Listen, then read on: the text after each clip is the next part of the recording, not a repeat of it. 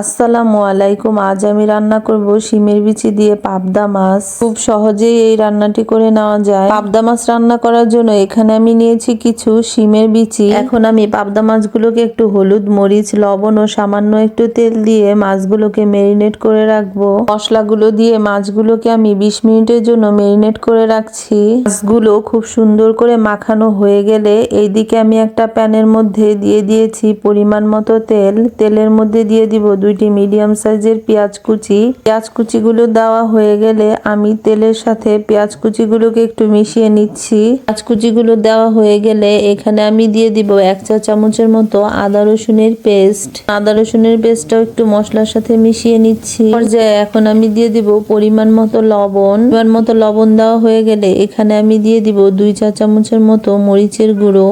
মরিচের গুঁড়ো দিয়ে এখানে আমি দিয়ে দিব প্রায় 1 চা চামচের মতো হলুদ গুঁড়ো। সব মশলাগুলো দেওয়া হয়ে গেলে এখন আমি মশলাগুলোকে কিছুক্ষণ তেলের সাথে কষিয়ে নিচ্ছি। এই পর্যায়ে মশলাগুলো আমার খুব সুন্দর করে কষানো হয়ে গিয়েছে। এখন আমি দিয়ে দিব শিমের বিচিগুলো। শিমের বিচিগুলো দিয়ে পরিমাণ মতো পানি দিয়ে মশলাটাকে আমি খুব সুন্দর করে কিছুক্ষণ ধরে কষিয়ে নেব। এ পর্যায়ে আমি আরও কিছুটা পানি দিয়ে দিয়েছি। পানিতে যখন অল্প পরিমাণে বলক আসবে তখন আমি ম্যারিনেট করা মাছগুলো দিয়ে দিব মশলার মধ্যে। মাছটা দিয়ে একটু নেড়ে মাছটাকে মশলার সাথে খুব সুন্দর করে মিশিয়ে দেব। এ পর্যায়ে মাছের মধ্যে খুব ভালো করে যখন বলক আসবে আবার আমি মাছটাকে মশলার সাথে মিশিয়ে দেব। আমি এখানে পানির পরিমাণটা একটু কম দিয়েছি আর এই মাছের রেসিপিটা একটু মাখা মাখা হবে। এটা খুব বেশি ঝোল রাখবো না। এখন এটাকে আমি রান্না করে নেব যতক্ষণ না শিমের বিচিটা পারফেক্ট ভাবে সেদ্ধ হয়।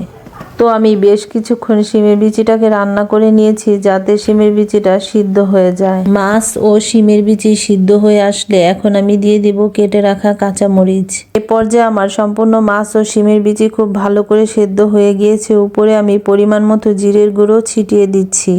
জিরের গুঁড়ো দেওয়া হয়ে গেলে আমি পরিমাণ মতো ধনেপাতা দিয়ে দিচ্ছি। পরিমাণ মতো ধনেপাতা দিয়ে চুলার মধ্যে কিছুক্ষণ রেখে আমি নামিয়ে নেব।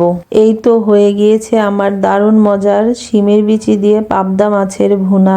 এখন আমি শিমের বিচি দিয়ে পাবদা মাছের ভুনা গরম ভাতের সাথে পরিবেশন করব। ধন্যবাদ সবাইকে, ভালো থাকবেন। ভিডিওটি ভালো লাগলে লাইক, কমেন্ট ও শেয়ার করবেন। আল্লাহ হাফেজ।